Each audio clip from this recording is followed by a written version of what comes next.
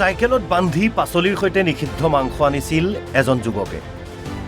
বাবা পেশাব করা যাবে না মন্দিরের ঘর পেশাব করবো মানছে আর করব না মারতাইছে হইছে আর যামু না এটা কি মাংস বা ভাল করে কই এটা কি মাংস গাহরি ন ওইটা গাহরি ন ওইটা সেন টাইপের পাইছো আমি তাহলে আমার মাংস আমি খাবো আমি মাংস কি মাংস ভালো করে কও মন্দিৰৰ সন্মুখত চাইকেলখন থৈ যুৱকজনে প্ৰস্ৰাৱ কৰিবলৈ গৈছিল।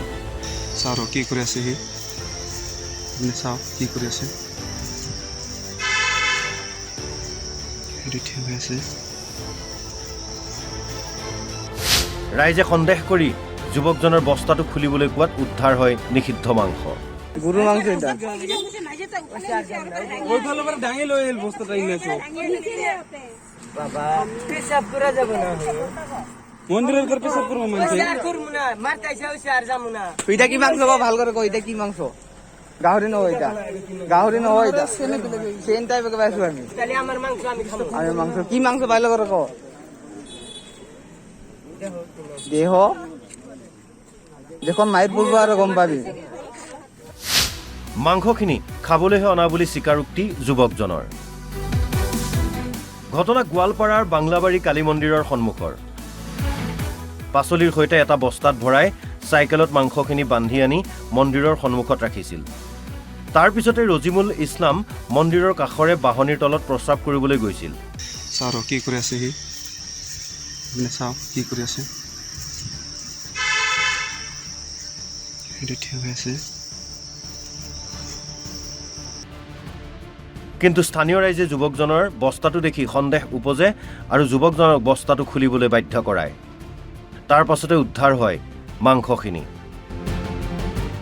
অৱশ্যে যুৱকজনে মাংসখিনি খাবলৈ অনা বুলি প্ৰকাশ কৰে। তাৰ পিছত ৰাইজে উত্তম মধ্যম সোধাই যুৱকজনক আৰক্ষীক গতাই দিয়ে। ধুবুৰীৰ মন্দিৰ আৰু লখিমপুৰৰ নামঘৰৰ চৌহদত নিষিদ্ধ মাংস উদ্ধাৰ হোৱাৰ পাছত গোৱালপাৰাৰ এই ঘটনাই চাঞ্চল্যৰ সৃষ্টি কৰিছে। এতিয়া প্ৰশ্ন হয়, ৰহিজুলে মাংসখিনি খাবলৈ আনিছিল নে বেলেগ কিবা উদ্দেশ্য আছিল? আৰক্ষীৰ অনুসন্ধানতহে পোহৰলৈ আহিব আচল কথা। গরু মাংস এটা ওই ভালো করে ডাঙে লই এল বস্তাটা ইনেছো বাবা পেশাব করা যাবে না মন্দিরের ঘর পেশাব করবো মানছে আর করব না মারতাইছে হইছে আর যামু না এটা কি মাংস বা ভাল করে কই এটা কি মাংস গাহরি ন ওইটা গাহরি ন ওইটা সেন টাইপের পাইছো আমি তাহলে আমার মাংস আমি খাবো আমি মাংস কি মাংস ভালো করে কও